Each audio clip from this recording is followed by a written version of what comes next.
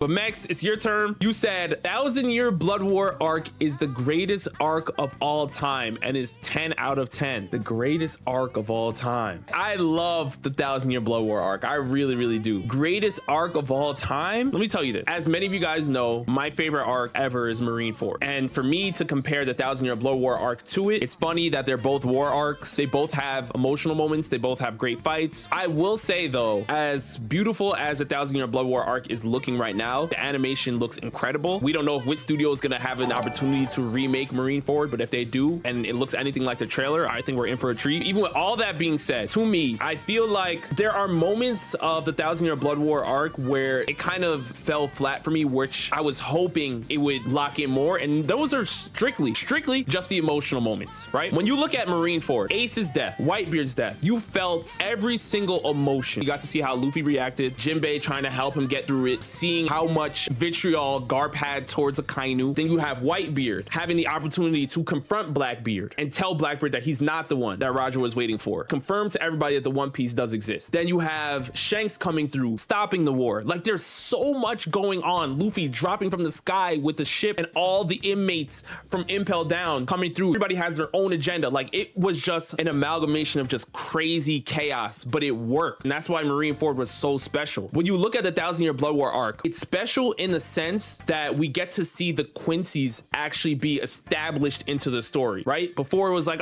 Quincy's, they're here, but not really. Now it's like, oh, the Quincy's were elite this entire time. But the characters that we already knew, the Go Take 13, Ichigo's group, right? The characters we already knew, the emotional moments that are happening in the 1,000-Year Blood War on the level of Marineford. Example A, Unohana's death. Kenpachi going through and elevating and taking Unohana out of there. To me, it was a cool moment, but I didn't feel for Unohana the way I felt for Whitebeard. Straight up. Another example, Ukitake. I'm not lying to you guys. I've heard Bleach fans be like, yo, we don't really care about Ukitake. He's just the Soul King's arm. Like, that's what he's there for. From people who like Bleach. So to me, I'm like, Ace and Whitebeard, nobody's saying nothing about them. And these are characters that have been there for hundreds of episodes. It's not like they were just introduced now. So I think that the 1,000-Year Blood War arc is definitely like high 9s to a 10 out of 10. I think it's really, really great. But when I'm comparing it to Marineford, I have it outside of the 10 out of 10. I'm not gonna lie. I have Marineford at 12 out of 10.